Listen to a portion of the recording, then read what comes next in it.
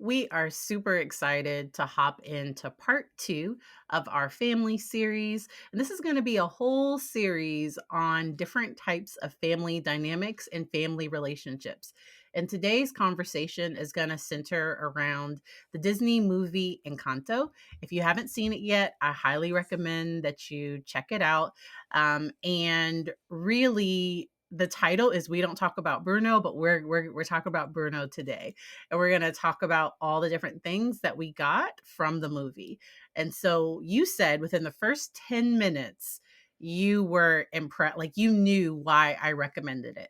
And so within the first 10 minutes of the movie, what were you feeling? What were you kind of getting from it? Well, when I was on the phone with Patrice and she said, "You've got to see it." And I thought, "Oh, please." And so I opened it up and I within 10 minutes, I saw the family dynamics. I saw this is deep. Now, one of the things I actually love about Disney typically is they're layered. Their shows are layered and stuff like that. So even though the children will enjoy all the activity and all the wonderfulness, if an adult is watching it or a teenager or whatever, they'll see different things. So within the first 10 minutes, I was captivated. And I text her. That's how captivated I was. I paused it and text her. Notice I said pause. I paused it and text her and said, "Oh, now I know why you wanted me to watch it." Because there's so many family dynamics in it. And all of us have dynamics in our family. Every family is intrinsically different. And that's not bad. That just that just lets you know that your fingerprint in your family is very different than other people's fingerprints in theirs. And so what I got from that first 10 minutes was that Maribel, she didn't really have a place in her family. And she didn't even want to say, because everybody was like, "What's your gift? What's your gift?" They start out with that opening scene where she's talking about everyone in the family and how awesome they are.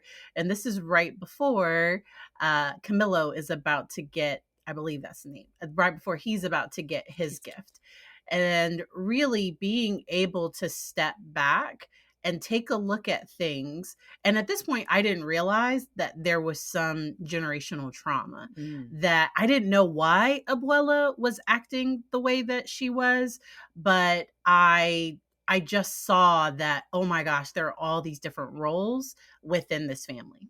And the thing that Patrice alluded to and I saw was that not just was she going around and trying to fit in, she was trying to accommodate and be of use because she thought because she didn't have a gift, and I'm putting quotes around that, have a gift, that she needed to perform.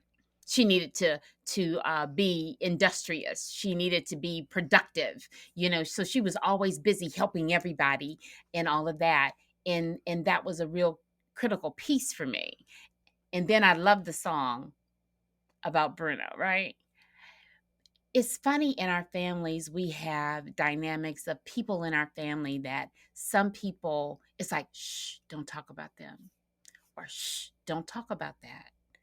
And it's what we call it in some families is what what happens in the family stays in the family, and you don't discuss it outside the family. However, inside the family there's dynamics because everybody or most people know what happened or have their perspective on what happens. However, the perspective that's seen is not always the truth. I love that because somebody recently asked me, how do you heal generational trauma? Because I did a post talking about how important it is to sometimes to get to a point where you might be able to cry. And the person commented that really within their family, like they were still entrenched in that you don't show emotion. You keep that in and you don't show vulnerability.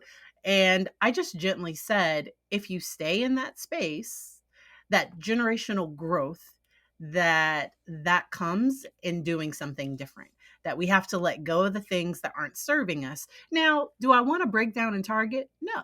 I'm not saying, go have emotional breakdowns, because I did. I had one. That's when a friend of mine was like, "Girl, you need therapy." Because every time we met and we went out to eat and we're out at this public restaurant and I'm sitting here bawling and she's looking at me like, you should talk to someone.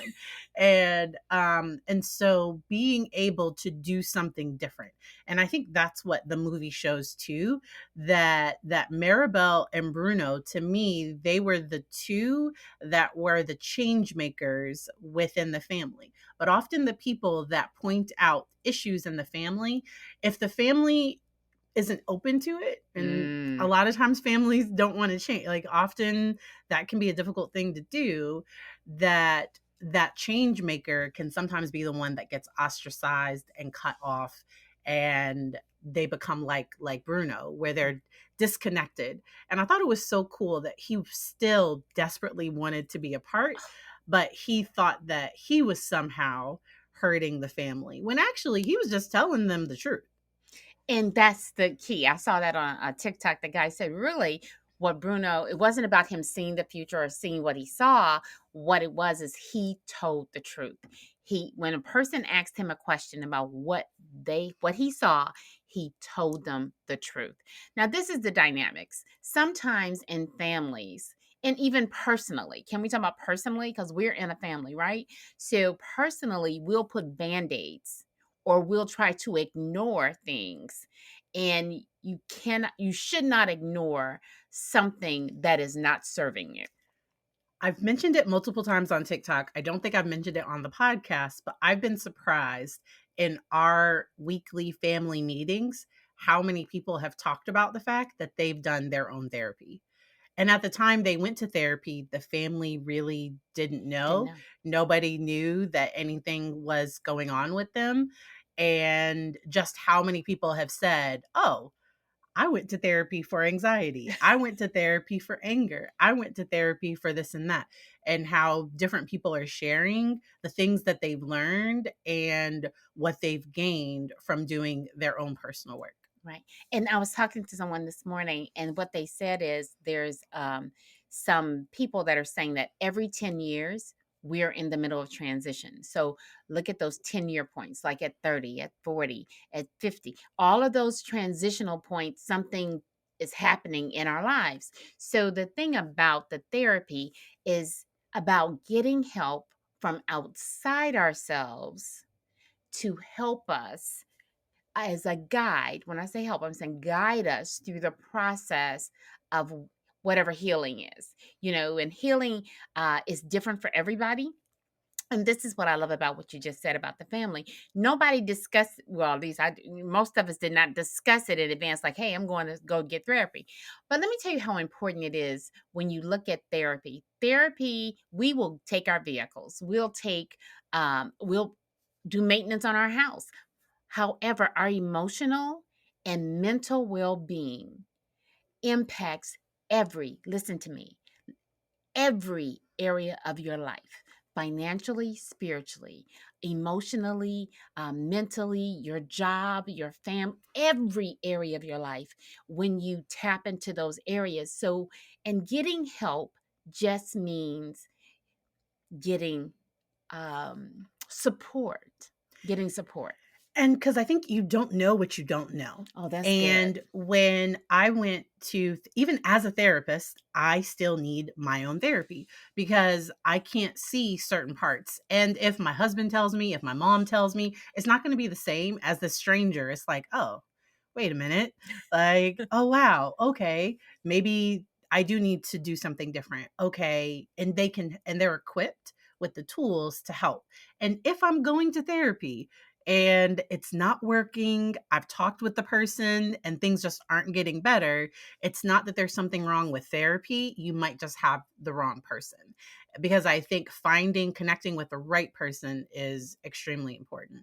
But I wanted to go back to a piece of what you were talking about with being able to see Mm, and address those issues, because nobody knew that Bruno was behind the scenes trying to cover the cracks. And I think that's what we do in families a lot of times. We're like, oh, we try to just patch things up when really we need to kind of break it down and rebuild it. And I love the fact that that actually happened in the show, is that literally it crumbled.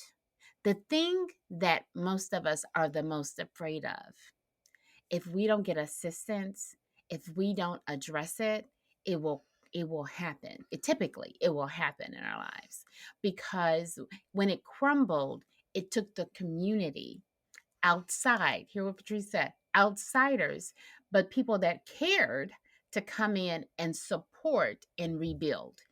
And so the other thing that I like is that sometimes, and when I found out Bruno was fixing, now listen, he's working all the time, that people are saying, don't talk about Bruno. Bruno is the one who's helping the very structure of the family stay together.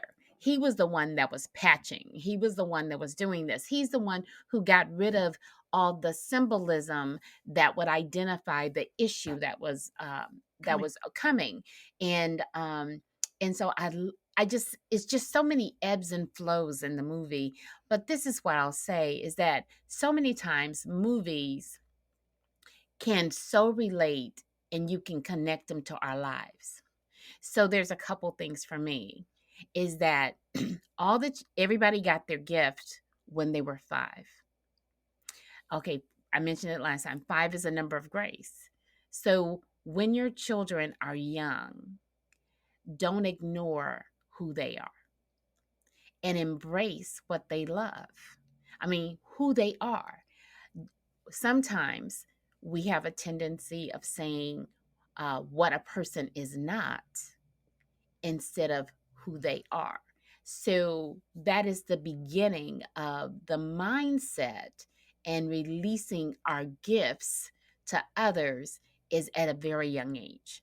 And it's not just identifying it, it's letting them be naturally them, and enjoy that space. The second thing I'll say is this: everybody that comes, every child, every person is different. Don't discount who you are to elevate who somebody else is, or what we perceive as their gift or talent, because they're at a different place in their life. Because regardless of where you are, you get a chance, you have, it takes strength to be in that place. And then the last thing I'm going to say as a tip is this: is it, just use this as an example. We, as we go around life every day, we come home, and I hope at some point we shower, bath, and rinse off, we change our clothes, all of those things.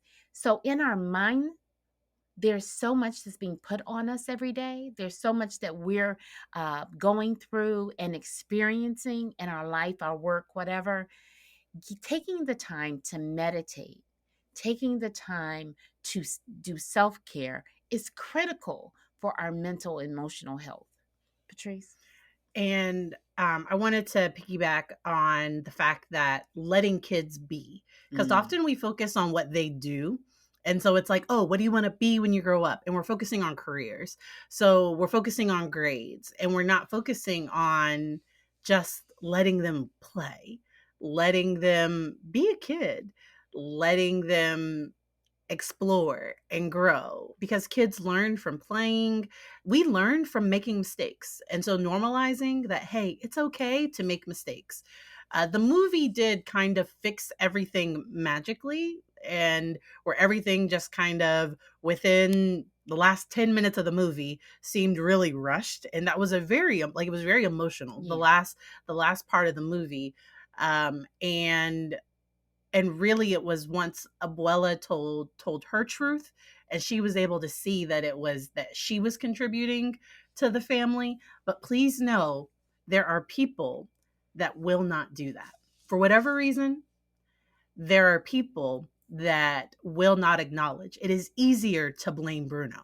It's easier to blame Maribel than for me to acknowledge this is what I've done. Because a lot of times I will get comments from people saying, my parent won't acknowledge that there were some negative things that happened growing up. My family doesn't see. And I want to validate your perspective. I want to validate what you went through.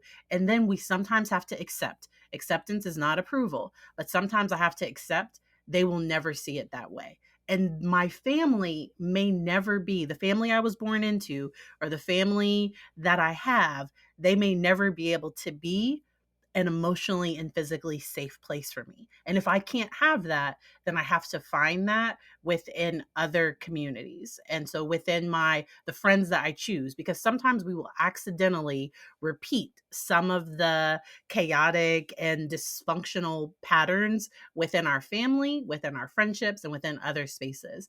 And so as we were talking, I saw a comment on TikTok where somebody needed to isolate for a period of time and really got a lot of judgment, got a lot of flack for that, because there are a lot of people that are like, you won't talk to your mom, I can't believe you won't. How are you not talking to your parent? And that is an extremely individual thing. So I work with people that are like, there are people in their life that they will never talk to, and they're okay with thinking, okay, if something happens to this person and you're never able to have a final conversation, are you okay with that? And they say, yes, I'm completely okay with that. Okay.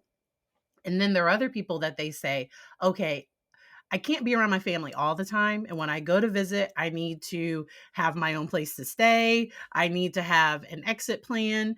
Some people, I've listened to some different creators talk on similar topics, and they talk about how important it is when you're at the family gathering, if the family is a little dysfunctional, that sometimes having a role, being the person that's cleaning up or setting up the dining room, or because that will give you where you're not sitting on the couch and having this, dysfunctional conversation with Uncle so and so, that you're able to kind of take that break. The funny thing is that statement you just made about the person going around and cleaning up and doing what, that you'll see that when you see Mirabelle. You'll see the fact that she was the one who came in and she was the one who was cleaning up. She was doing all these things because she was in a space and she did not feel like she fit. So this is based on what Patrice just said. What I'm hearing is this, is make sure that you maintain your place of power and control, where you're in a space where you feel, am I comfortable? Or And I help want to me. go further, because often we will say, they made me mad. Every time I'm around them, they bring out this part of me, or every time I'm around them, I have to do, slip back with my sobriety, and sometimes we end up giving them power that they don't have, or I give them the power. So I recently did a TikTok on forgiveness, Mm. because another creator tagged me in a video, and they know that forgiveness is my jam, because because forgiveness is me just saying, I don't need them to acknowledge it to heal. Say i that again, please. Say that again. I don't need them to acknowledge it for me to be able to heal, because then that places my healing in their hands, which is, because sometimes within a dysfunctional family, unfortunately, you having an issue or you struggling, sometimes that gives the family like, oh, they're the problem. Oh, nobody sees the person over here poking the bear. They just see you go off. And then everybody's like, oh, what's wrong with you? And they didn't see all the things, all the little times that people were pressing those buttons. And so that's where I own my response. Now, of course that's going to be upsetting, but I don't give them that power. So I can't make people change their behavior. Right. People are going to do what people are going to do. And so if I set a boundary with that parent and I say, hey, mom, if you keep, hey, mom, I know we talked about the yelling and it seems like you're upset. So maybe we should talk later. Yeah, yeah, yeah, yeah. All right. I love you. I'll talk to you later. Bye. Click. And then block the number, Whatever you turn need your to do. ringer off, turn off your phone, do whatever you have to do. Now, I will say that it is harder for people that aren't in a space to financially leave their family. Mhm. If you are within the home, that does make it a little bit more complicated. And that's where, with the clients that I've worked with, we've tried to get them financially stable. so that they could eventually get their own place. But that's where I say, hey, you're only going to get so much better within this toxic environment. So maybe, but we have to create safety. So maybe your place of employment or your room, or we are able to find some safe spaces, or, leaving to go to the grocery store, but you stay out, you walk around a little bit longer than you normally would. And so always having some type of exit plan. But I do acknowledge that people can't always leave the situation that they're in. Right. But the choices, however, the choices that you make while you're in the situation matter. For an example, the choice of me knowing that what I'm going through is not normal, that it may be abnormal, right? The fact of I know the way I desire to respond, or I don't allow people to press my buttons, does not mean that the buttons are not there. It just means that I have a force field over the buttons. And so when people build a force field over where people used to touch something and person would scream or something, then they touch it one day and they don't make any movement. They're like, whoa, I thought I pressed there and she's supposed to jump, Now she's not jumping. So they want to press somewhere else. The key to it is she has control of the what's the reaction is. Now, I am in control of the action that I do. She's in control of her reaction to it. So that is the key. The key is you, to the best of your ability in the moment, make the best response to react to whatever's happening at that moment. And some people will feel like a boundary is an ultimatum. So Mm, saying, hey, if you cross here, then I'm going to hang up. If you cross here, then I'm going to go. And to me, the difference with an ultimatum is that if I'm like, if you don't give me $100, then I'm not going to come or something, that's different than a boundary. Because for me, boundaries are about my safety, my physical, my emotional, but it is on me to reinforce it. So if I put up a fence and it has a door, because boundaries should be flexible, and people just keep walking, so just putting up the fence isn't enough. I also, if somebody comes in and doesn't respect that boundary, I have to say, okay, hey, you need to go. And there will be some people that will not respect your boundaries, and you'll have to make decisions about how often are you around these people. How can you have some type of control within the situation? What's your exit plan? right. How do you, so let's say I don't have a car, and but I'm going to save up enough to be able, if I do have to Uber home, or I'm just going to find a way to create safety for myself, even if that means I'm going to go for a walk around the neighborhood, take the dog out for a walk or something. Like, find a way to have some safety. And it's important because our mindset and what we take on, whether it be stress, especially stress is very detrimental to us in every aspect, our physical body as well as our mental and emotional uh, responses, well-being. Let's go there, well-being. However, us taking control to the best of our ability, as Patrice has alluded to, in the moment will help us keep control when we're in other environments, when people are doing things, or we have a boundary established somewhere else. Remember, a boundary is not to limit. Patrice talked about that. A boundary is not to limit you. A boundary is established because that is a perimeter of protection. Now, with you as a boundary, let's say at one point in your life, this is your boundary and it was very tight for whatever reason. Then later on in life, or you met someone and then you can open up and be more open. You can open up your boundary with them, or you can give them more flexibility. Then as you move forward, you'll know it's a gut instinct. You know when to bring your boundary in. So this is what I'll say. Value yourself. And that's what happened in the movie.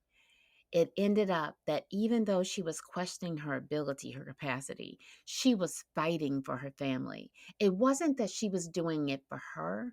She was doing it because she thought she was the problem. And it turns out that her and Bruno were the solution. And when she went back to the one space where Bruno was, he had it set up. He it was hilarious. And it's so interesting because the last child, the 5-year-old that got, what was his name?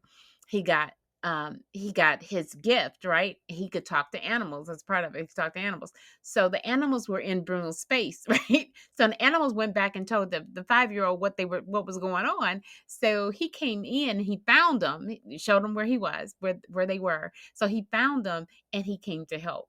So it is so many ebbs and flows. But this is what I'll say about it. The more healed you are in the family, the more you know what your norm is and you step into your truth, the more other people will see what you're doing. And some people will be drawn towards you, and then some people will repel from you. And it's not that you did anything wrong. No. It's that sometimes your healing triggers their pain. And it's not that you're causing the pain. It's something they have to deal with. It's not your responsibility. Go ahead. You kind of glossed over, but I want to go back because sometimes the family, the Marigal family, what they were doing, this was their normal. It was normal to them for people to be used for their gift. Like that was the family dynamic since they immigrated to their casita, and they were used to this. And so when somebody comes in and says, "Hey, this isn't okay. This is a little toxic. Like this is problematic." That person is can be ostracized, attacked, like so I don't want to gloss over that because that healing can be really painful. Right. Let's talk about Surface Pressure. So that was my favorite song in the entire thing, because Louisa, that she was just doing, and she actually says in her song, "If I can't help, if I'm not I'm worth it. giving, what is my Bye-bye. worth? Mm-hmm. What am I worth?" And she really epitomized likely how other family members felt. Like, if I don't have this gift, what can I do? And I loved at the end when somebody pushes her in the hammock and she gets to kick her feet up and just relax and be. And still, like, is still just as strong, is still is who she is, and she gets to have rest. Right. And the thing about Louisa for me is that not just Louisa, all of them, the moment they got their gift, then what happened is how can the gift benefit the family? Hear me again. Soon as they got the gift, it's at 5 years old, soon as they got the gift, it then was okay, how does this tie in to benefit the family? Because we need and everybody stayed in the same house. Everybody, they brought their families, their kids, everybody stayed in the same house. So it's how can you benefit this and maintain what we have? Because if you don't, then it will it's going to go away. And then going back to Louisa, it's funny that how we identify, whether it be from you're identifying with the strength that you have at your job and you're retiring, or you're at that midlife place, right? She was the first one that actually, from my recollection, she was the first one To lose her that's power. to lose her power. And she felt it going away, and she immediately was like, she was just totally, I don't want to call it spastic, but Well, she was she just, went and she was, isolated herself. yeah. She left and just She didn't know was who she lost. was, what her what her value was, because everything was identified based on her gift, not based on who she was. And that's the beauty of the story is you're more than what you do. You're more than your gift. Listen to me. You are more than your beauty. You are more than your intelligence. You are more than just your family, your religion, your whatever. You are more than that. So don't take one thing and put it on a shelf and say, this is what I am. Just be careful of that, because if or when something happens to that one thing, then it will impact adversely everything. So just consider that as you move forward. And that's where I really like to talk about the fact that people have worth and value just because they are. The Mm, people in my life, if for some reason they couldn't do the things that they normally do, they still have worth and value. And I think that's an important thing, especially because I think we often get our value from being a parent, being a partner, being working, being, the degrees, the titles. We often, those things can fill us up. And I just think there has to be something filling you up from the inside hmm. that doesn't come from any of those External. external places. Yeah. And I think that's powerful, Patrice. I think that is the key of all of this. That is the key to life, is to your well. And when I say well, I'm saying spewing up. If you think of a well spewing up with life, come from the inside.